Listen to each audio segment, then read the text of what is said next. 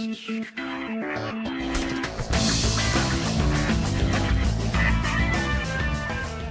everybody, welcome to Expository Dialogue on idiomatic.com, the show where we take headlines from the world of entertainment and dissect them with extreme prejudice.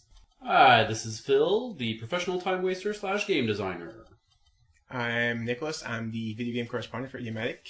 And I'm Dimitri, editor-in-chief of idiomatic.com and movie critic. As usual, we're going to start with some movie news and then switch over to some gaming stuff. Where, Phil, I believe you've got sort of a hardware theme going on this week. Absolutely. Alright, well, without further ado, let's get started right away with a nostalgic little tidbit. Transformers 4, Michael Bay's Transformers 4, will feature the Dinobots. Indeed. I think it was a leaked picture of a set call sheet or something like that, or, no, sorry, set call sheet, what am I talking about? It's way too early. But it was like a script note. And it was Transformers 4, blah, blah, enter the Dinobots line was going on. So definitely rumors going around the internet, dinosaurs in robot form in our next Transformers film. I don't care.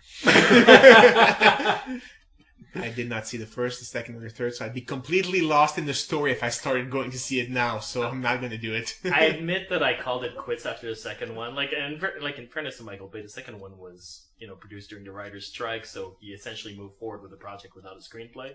And it shows, this is fiction without writers. It was my breaking point where I was like, I'm done with this franchise. That is it. Well, having seen the third one just for the special effects, I will say that the story was not much better than the second.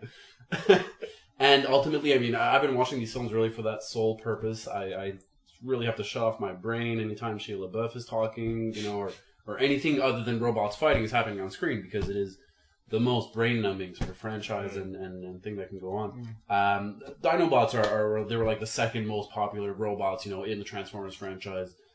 After Optimus, they might even be throwing them in just for fan service, which is probably I'm sure. Yeah, I'm sure, yeah. But I doubt he has big comments to make about evolution and whatnot. Oh my God, is there going to be some weird creationist subplot going on in Transformers 4? This could get really, really interesting. But I know there are a lot of Transformers geeks will probably be very happy to hear. I know for sure. When I watch the cartoons, I love Grimlock. I love the Dinobots. I think I would be more excited if the movie series had shown more of an interest of reproducing those characters' actual personalities as opposed to just taking the toy model. Yeah, absolutely. Yeah. Or if the announcement was that Transformers 4 was going to be directed by someone other than Michael Bay, that could also be an interesting announcement. Let's move this in another direction. Maybe that could also be a good thing. He makes so much money. I don't see the studios doing that anytime soon. And for me, it's not even anything against Michael Bay. Obviously, what he's doing works. It doesn't work for me, but it works for people. But yeah, I would be interested to see just a different vision of those. Yes, exactly. Yeah. What the Transformers could have been definitely be interesting. Time for a reboot. Already, let's do it. Oh, yeah, it's 2:00. Come on. Yeah. Before reboots are out of style, we need to reboot it now, quickly. Speaking of franchise expansions and unnecessary sequels and spin-off, the X-Men franchise, which Fox owns, is going the direction of Disney's Marvel franchise, which is to say that they're extending the universe to include spin-off franchises such as X-Force, which is set to come out after Days of Future Past. Interesting. For refresher, X-Force was which group? Okay, there's several versions of X-Force. I'm a big X-Men geek, so here we go. I was asking the right guy. Yeah. Originally it was the New Mutants, lost their teachers who were Magneto and Charles Xavier, and got trained by this dude come from the future called Cable, and they became this sort of proactive paramilitary X-Men group.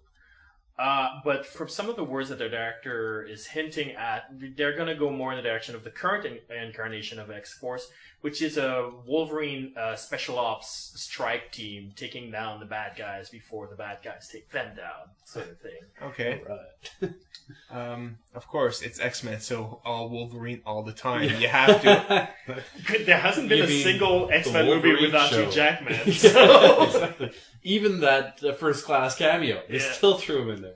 Yeah.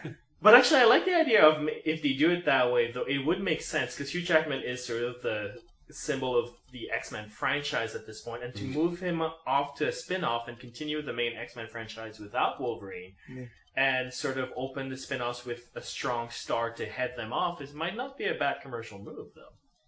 Basically, you'll have Wolverine going around the world, starting all these various teams, each one becoming Phil, and then he can move on. Sort of like the comics, actually. Wow, exactly. Can't wait for Alpha Flight. That'll be good. More X-Men movies I'm for. I liked First Class. I did not like Last Stand, but that goes with most people. Let's talk about Last Stand for another 10 minutes. We usually do in our podcast. So, it's a recurring theme on this site. Every time somebody mentions Last Stand, we rant about it for 15 minutes. Damn, you guys didn't warn me. But yeah, I mean, it's a Days of Future Past. Looks like it's definitely going to be interesting. Whether it stays actually as long as Bryan Singer maybe is still behind this. Yeah, he is. Thing. Okay. Yeah, I'm all for it. Let's go. Let's see what they do. What else is there to say about that? Yeah, no, I think I agree with you. I think it's a good idea. I think it even works better than the Disney Marvel way because there are so many X-Men characters to explore. There are so many mutants, and it's always been sort of a soap opera technique with the X-Men comic books. So having those spin-offs makes even more sense to me. And also, I like the idea that they were remaining separate from the Disney franchise. Like, a lot of people are going like, oh, when is Disney getting back the X-Men? It's like, the answer is never, because Fox will never let that go, ever. Yeah. And you know what? In a way, it's almost better, because I never felt the X-Men really fit with Thor and Iron Man and whatnot, because they live in a universe where everybody has superpowers. So if you shove them with Thor and Iron Man, it's like suddenly Iron Man and Thor are not so special anymore. So. Yeah, and why are they discriminating against mutants and not other people with superpowers? It's getting kind of weird if you look at it the other way as well, I guess. Yeah, you always have to look the other way in the Marvel comic books where they have those big crossovers that encompasses the entire franchise where, like, those little questions, you just don't ask them. Mutants are bad, but Spider-Man, perfectly cool. We love him. Like, what? Or it's like, there's really this whole issue, apparently, in the Marvel Universe, whether you got your superpowers genetically or not. The genetic man, you're out. We're sending you to the camps. What was it, radiation accident? That's fine. It's fine. I was like, I Spider-Man. love you. It's like Spider-Man's like, oh, I have great power now, I must have great responsibility. Really? Do you have that much great power? Because your neighbors can melt, like, walls with his eyes. So I'm just saying. Chill, dude. He doesn't look that responsible, so just saying. My main fear is that people are going to get bored. Yeah. It's like, I get bored a lot faster than most people. That's why people ask me, why did you go see The Hobbit? I was like, 'cause I'm kind of bored of that franchise. I've seen all I really want to see about that universe. And I'm starting to feel the same way about those superhero movies. It's like, there's better be some kick-ass action scene that I've never seen before. Because if it's just me going to see those characters in that same universe again, I don't think so. I really don't want to. Yeah, no, it's very true. Yeah, if it all ends up being sort of more formula stories about the character origins and starting a team and stuff like that, it definitely is going to be very repetitive. What is cool, though, is that it would give them the opportunity to maybe do a different kind of story with superheroes.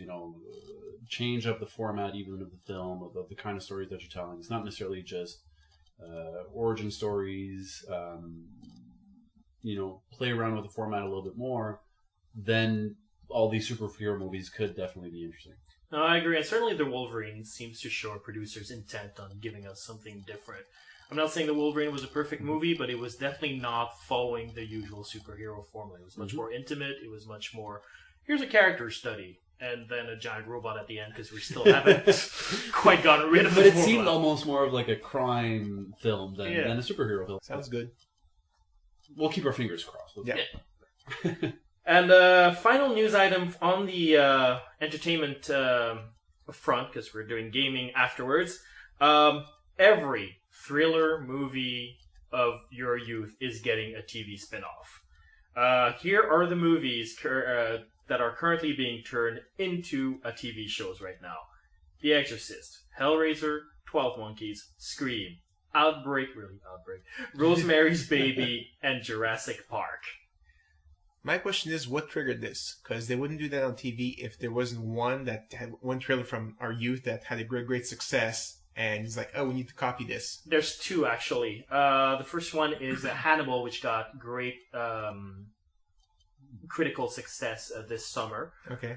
Which is, of course, based on the Silence of the Lamb character of the same name, Hannibal. Yeah. And also, over on cable, there's Psycho, which got Bates Motel, which is very successful as well. Okay. So with these two being very successful, I think everybody went like, ooh, TV spin-offs, so a new remake. Also, I think horror on TV is becoming relatively successful. American Horror Story is a big show, even if it's not actually based on anything specific. It sort of takes from all of those old thrillers and stuff. Anyway, so maybe they're seeing the genre is doing well. The Walking Dead is doing gangbusters. Yeah. Yes. Yeah. Definitely a good example there. So yeah, the horror is working. Let's go jump on the horror bandwagon. Remakes are working. Let's jump on the remake bandwagon. This might be the result. I'm gonna miss those cops and doctor shows, really. Oh, and even though it's a bit of a side note, even though it's not specifically a remake of an 80s thriller, but there is a potentially cringeworthy series spin-off coming out very soon. Also, the new Sleepy Hollow. Yeah, they're putting it in the modern world this time, so it's not quite a remake, but yeah. So it's not a remake; it's a complete distortion. You know, I was kind of curious, and I saw a trailer, and as soon as I saw the Headless Horseman sort of firing off a couple of M16s at a bunch of cops. You're kidding me. Yeah, I decided to not watch it. At least make it a headless biker if you're gonna have him have M16. You know. Oh no, that's the worst. Is that the Headless Horseman from 18th century New England and Ichabod Crane from 18th century New England somehow end up magically. Oh no! Oh no! It's a fish out of water in the too. present day. Absolutely. Oh. I thought like the worst franchise you could explore on TV would be Teen Wolf, but apparently. No. So curious to see what we'll end up with a lot of these other franchises. Wasn't Teen Wolf pretty popular on TV? Actually. Well, no, the new TV Teen Wolf show because Teen Wolf was a movie. Okay. And now they've made a CW type show. I don't know that it's on CW, but it is that type of show. Okay. But the show, I think, is pretty popular. I don't know. I have no idea. It's I don't know. When I see like young 20-somethings pretending to be teenagers, like with like overly made up and all of that, I sort of like zone out. I'm like, oh, I'm gonna change the channel from CW. Good reflex. Good reflex. And watch actual teenagers that are acting like teenagers on Nickelodeon. Instead of 30-year-olds. Alright, let's move on to gaming news. Very, very good. So indeed, the gaming world, thriving and growing as it is, does have its share of news. Relatively entertaining on its front as well. Well, big news in the gaming world. Not exactly news, though, as we've said. We're recapping. But probably the biggest thing that's coming this year is the release of two brand new consoles, the Xbox One and PlayStation 4, also lovingly called the PS4 and Xbone. Some of you may have heard about, obviously, the details of these announcements, the most notorious of which is, of course, the Xbox One. Admittedly, I'm actually not sure where the Xbox One stands right now. There have been, obviously, these wonderful features that they announced in the first place. The reaction, some sort of a retraction, it seems. So I'm not sure exactly where the console stands right now. They've retracted pretty much everything. Okay. It's pretty much now. It's pretty much a PlayStation 4 with different with different like hardware, a Kinect, different hardware, and the Kinect, and even the Kinect that they used to have. Kinect is always going to be on. Mm-hmm. It's not going to be listening to you, but it's always going to be on, where everybody was like, yeah, whatever. Now you can actually turn it off. Yeah. I mean, to give a summary of some of one of the things that people rightly so reacted badly to, there was so constant internet connectivity of your Xbox. Basically, if it wasn't connected online, you could not play even an offline single-player game. Yeah. Fees for playing used games. Basically, you buy a used DVD game on disc. You would pop it into your machine. It would say, you need to pay a fee to be able to pay this game, sort of relicense it. You can share with your friends, but it's very, very complicated to share. There's a limited amount of time. Again, yeah, exactly. Sort of, if you have a copy, you can't lend it to a friend. It won't let them play it on their console. Yeah. Basically, a number of features, all meant to limit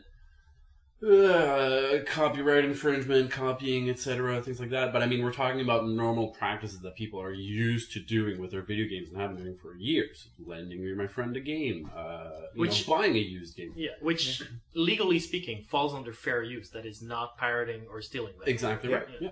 And it's perfectly legal for film. I think it goes on to first ownership. Basically, once you bought the game, you can do whatever you want with it. You know, it's yours. Mm-hmm. Yeah. Exactly. I mean, you're not, burning new copies and selling those off. I bought this copy and lending it to my friend. So lots of things that we're just looking to limit those kinds of essentially normal activities. So thankfully, internet backlash was strong enough to sort of get them to retract on a lot of this stuff. Yeah, there was a lot of other stuff as well that are less controversial, such as the idea of sort of turning into a home theater system with a game console attached to it. They're still doing that. It's just that there is no interest whatsoever from gamers, so they're not talking about it. There are still, and I think because the PS4 has a number of those features too, that's almost becoming a standard now. It's just that PS4 didn't advertise because they knew gamers didn't care about TV. We were buying a gaming console to game. Yeah, but at the same time, and this is where I'm going to say something a bit controversial here, is that you can't always appeal to the gamer uniquely, because what happened to the comic book industry is going to happen to the gaming industry. At some point, you're not generating new gamers or new audience, and your audience established keeps getting older and older and older, and they sort of just kind of drift off one by one until it gets too small for you to sustain an industry. Like, thank God for Nintendo generating new gamers by just not catering to the gaming community anymore and just going like, we're going to make new gamers. We're going to be third in an industry, but it's going to be a thriving industry instead of trying to maintain the top position in a dwindling industry. Mm-hmm. Absolutely. And then, the gaming industry as a whole makes products that are no longer just for hardcore games. So that's there's all these different kinds of games and experiences now, even available on these game consoles. Even on the PS3 or PS4, which you can download sort of these little indie games that are fun for the 32-year-old housewife, as opposed to the 18-year-old male gamer. And for sure, I think the consoles sort of have to spin themselves as a family entertainment system, because you're still dishing $400 or $500 on this big box that's going to sit on your living room. Yeah. But Sony definitely had, the smart way of going about it. It's not the main thing about the console, mainly about gaming. And sure, you'll have these other features on the side. Yeah. That even, I think, the Wii U has integrated a little bit. You can watch Netflix and stuff on your Wii. Everybody's kind of understanding it's a living room machine, so there's some features that we're throwing in there, I think. No, I agree.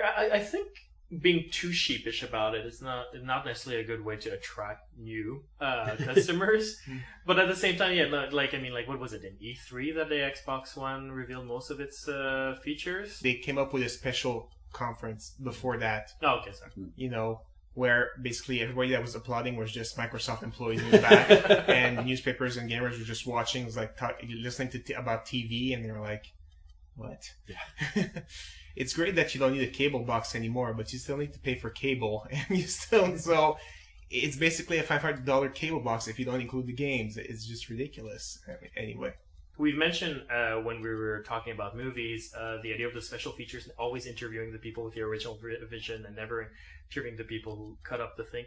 In this case, I would really want to know what it is that the Microsoft people were thinking when they were doing all these anti-piracy things. Because their big official line is to cut on piracy, that is not true. That it's unrelated. It seems to me more likely that they're trying to kill the used game market. Yeah. And I'd be interested to know what logic they were working on, what business model they were working on, because it seems to me that used games merchants are actually good for the industry. So I would be very curious to know as to why they wanted to kill them off. That's a very good question. I mean, the only thing I can think of is boldness. I mean, it's just we want manufacturers, console manufacturers, and developers have, to a certain extent, been talking about getting rid of used games for a while because for them they don't get a cut and certain things like that. But they're the only ones who support it, so they probably thought they were big enough to actually make the industry change. Obviously, but they do make a cut because I bought my first Final Fantasy. It was used because it had been out for a while, and then I bought Final Fantasy 2, 3, Exactly. 7, and 8, I bought them new. Yeah, that's exactly it. That's why they're good for the industry. Yeah, that's the thing. I mean, you absolutely, if you look at it seriously, objectively, for sure, it's a benefit to the industry, to the consumers. Getting your people to play your game that they wouldn't play otherwise, and then they're in the franchise. Absolutely. Yeah, and trading with games as well. I mean, the first time I played Legend of Zelda, somebody had lent it to me, and I did end up buying that game as well. So it's great for the industry to be able to lend games to people. Say, try this out. It's. I don't see why they were trying to kill that. It's completely ridiculous. Yeah, well, I assumed that there was a model behind it, and Yeah. I really wish I could get a glimpse at what that is. I would love to see that PowerPoint. Is it not that I think the Microsoft CEO is quitting next year? So That's true. That's, might be related to that. And the stocks have risen as soon as you announced he was quitting. So again, that was probably just coincidence, but whatever. No, change in the heads often lead to fluctuation. Okay, so this time it went up. Yeah, exactly. Well, very good. So, very interesting things to look forward to around Christmas time that these will come out. So, we will see. Staying on the topic of new consoles releasing, we have this is really a bit under the radar unless you're really following gaming news. Nintendo has released a new portable console, the 2DS. Isn't that just a DS? Yeah, sort of. You did not hear that incorrectly. It is the 2DS, not the 3DS. So basically the 2DS, let's look at it. It is essentially a Nintendo 3DS without the 3D. And the other main thing about it, really, and when you look at it, is that it does not fold. It is basically this flat, square, wedge shape. Okay. It stands solid against competition. Yeah. It doesn't fold. Something. It just came out already on the internet. People are typing a lot of WTFs and is this really? Do we really need this console? Did they release a price tag for it? I do believe it is on the inexpensive side. I think it's maybe only a couple $100. Yeah, see, that's probably why they're releasing it. Yeah, because 3DS is expensive. Yeah. The 3DS absolutely is expensive. Yeah. And really the line from Nintendo actually, because you have all these gamers that are sort of freaking out and they're being like, "This is useless. This is a waste of time." Nintendo obviously are saying, well, yes, but this is actually something that we're marketing for young kids, and it is. It's for kids under 7 apparently. The whole idea of the not folding actually is for DSs that break at the hinge. Okay. Does happen with kids. Yes. So really, that's the whole idea behind this thing. Ultimately, might actually be a pretty smart move. A new DS model for kids. They love portable game machines. It'll be cheap. It can play still 3DS games, and just not in 3D. Ultimately, I've played with the 3DS. The 3D is cool, but you pretty much end up turning it off. I mean, yeah, it's not a huge plus. It's really not a huge feature on the machine.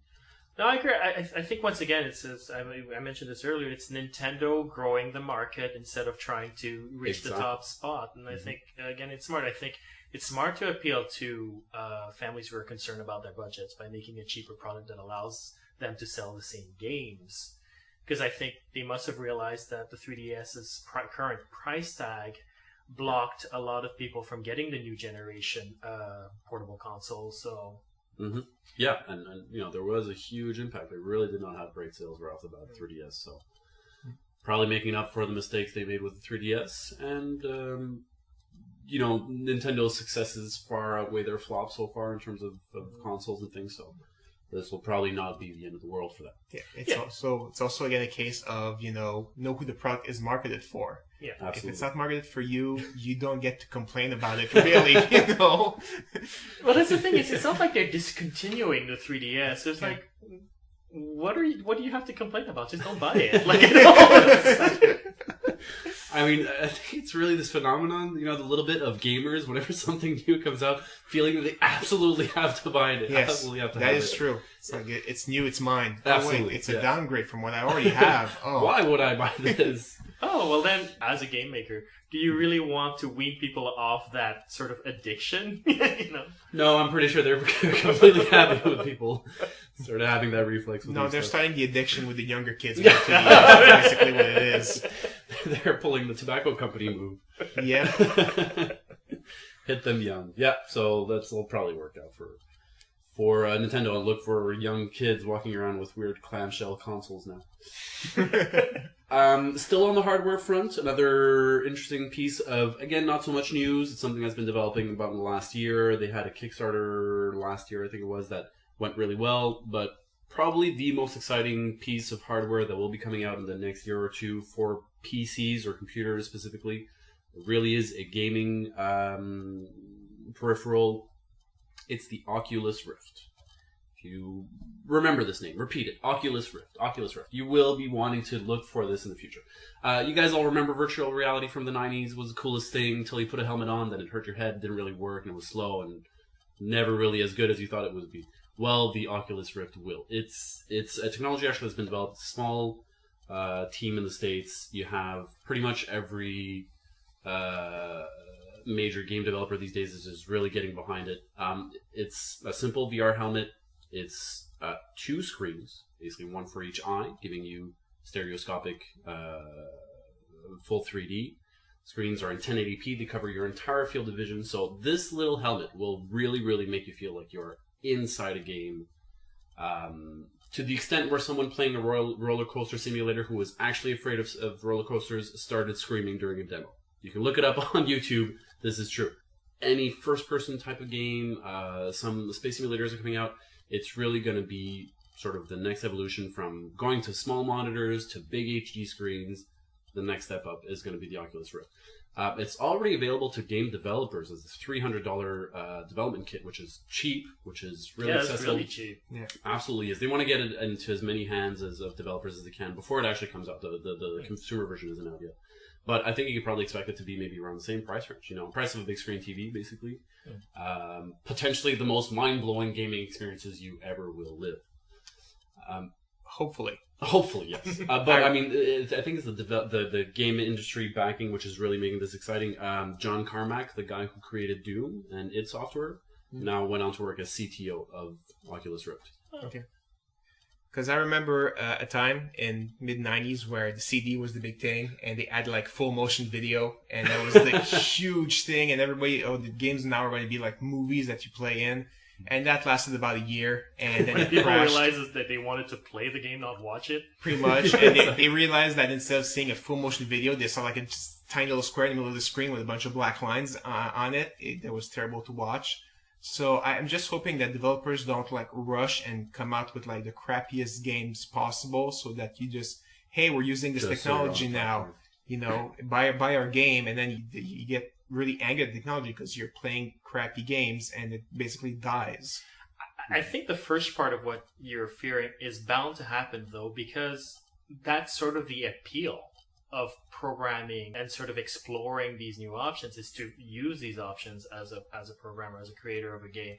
I think there's going to be a tendency to sort of overuse those options. The same way like with the Wii Remote, where all the first games were just like overuse the Wii Remote to a point that like it was too unfamiliar for the consumer. I think there's always that tendency. You for sure always get sort of experimentation, people trying out, you know, a new peripheral, a new platform, and it not really working out that well. But you bring up an interesting point, though, and I think it's the reflex also that people have whenever a technology or a new platform comes out, that they think that it will basically replace the old.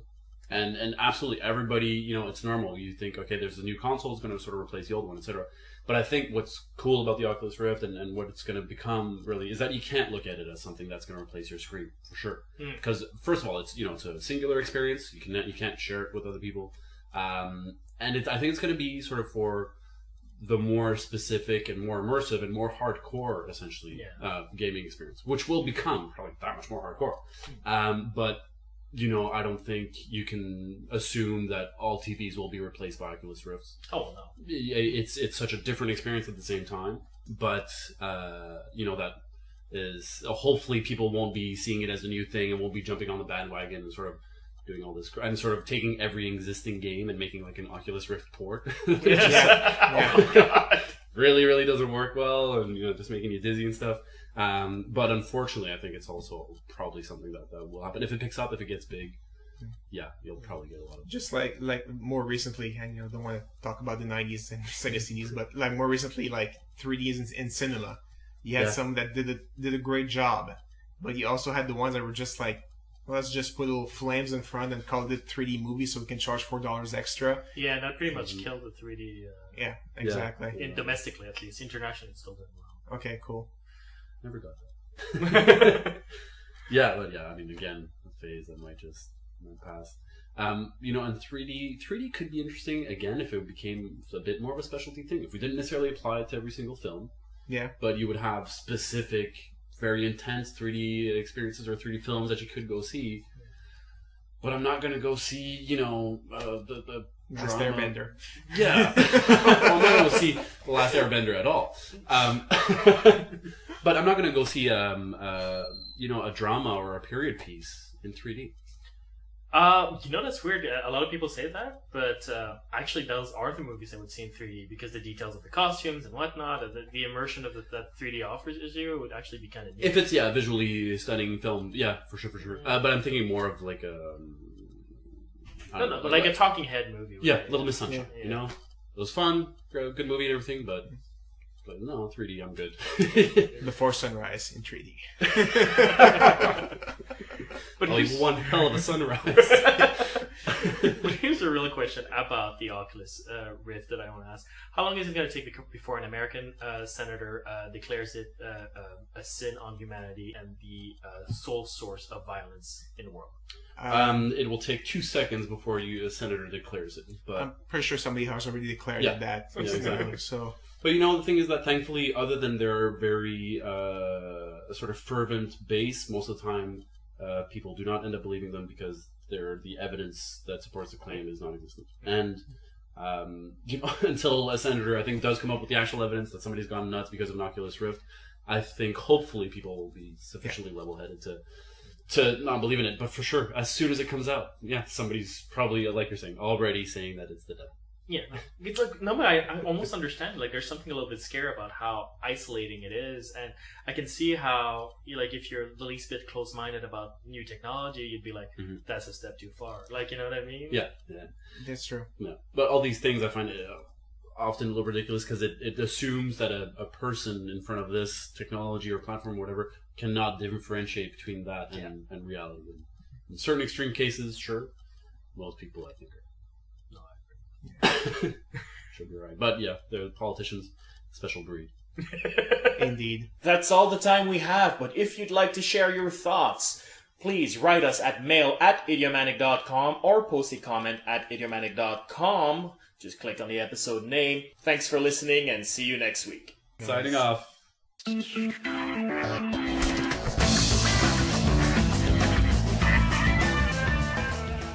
Transformers 4. This could get really, really interesting. But I know there are a lot of Transformers geeks will probably be very happy to hear. I know for sure. Like when I watch the cartoons, I love Grimlock. I love the Dinobots.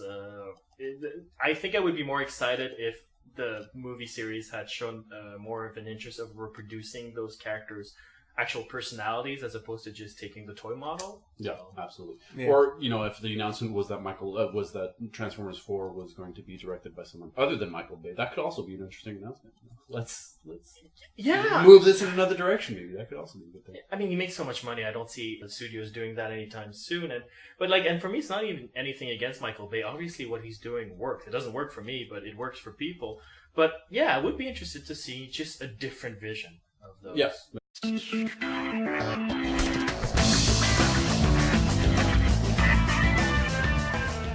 Hey everybody, welcome to Expository Dialogue on idiomatic.com, the show where we take headlines from the world of entertainment and dissect them with extreme prejudice. Hi, this is Phil, the professional time waster / game designer. I'm Nicholas. I'm the video game correspondent for Idiomatic. And I'm Dimitri, editor-in-chief of idiomatic.com and movie critic. As usual, we're going to start with some movie news and then switch over to some gaming stuff, where, Phil, I believe you've got sort of a hardware theme going on this week. Absolutely. Alright, well, without further ado, let's get started right away with a nostalgic little tidbit. Transformers 4, Michael Bay's Transformers 4. It was like my breaking point where I was like, I'm done with this franchise. That is it. Well, having seen the third one just for the special effects, I will say that the story was not much better than the second. And ultimately, I mean, I've been watching these films really for that sole purpose. I really have to shut off my brain anytime Shia LaBeouf is talking, you know, or anything other than robots fighting is happening on screen, because it is the most brain-numbing sort of franchise and thing that can go on. Dinobots they were like the second most popular robots, you know, in the Transformers franchise. After Optimus, you know, they might even be throwing them in just for fan service, which is probably I'm sure. Yeah. I'm sure, yeah. But I doubt he has big comments to make about evolution and whatnot. Oh my God, is there going to be some weird creationist subplot going on? Will feature the Dinobots. Indeed, I think it was a leaked picture of a set call sheet or something like that, or no, sorry, set call sheet. What am I talking about? It's way too early. But it was like a script note, and it was Transformers 4, blah blah. Enter the Dinobots. Line was going on, so definitely rumors going around the internet. Dinosaurs in robot form in our next Transformers film. I don't care. I did not see the first, the second, or the third, so I'd be completely lost in the story if I started going to see it now. So I'm not going to do it. I admit that I called it quits after the second one. Like in fairness to Michael Bay, the second one was, you know, produced during the writer's strike, so he essentially moved forward with the project without a screenplay. And it shows, like, this is fiction without writers. Exactly. What the Transformers could have been definitely be interesting. Time for a reboot. Already, let's do it. Yeah, it's 2:00. Come on. Yeah. Before reboots are out of style, we need to reboot it now, quickly. Speaking of franchise expansions and unnecessary sequels and spin-off, the X-Men franchise, which Fox owns, is going the direction of Disney's Marvel franchise, which is to say that they're extending the universe to include spin-off franchises such as X-Force, which is set to come out after Days of Future Past. Interesting. For refresher, X-Force was which group? Okay, there's several versions of X-Force. I'm a big X-Men geek, so here we go. I was asking the right guy. Yeah.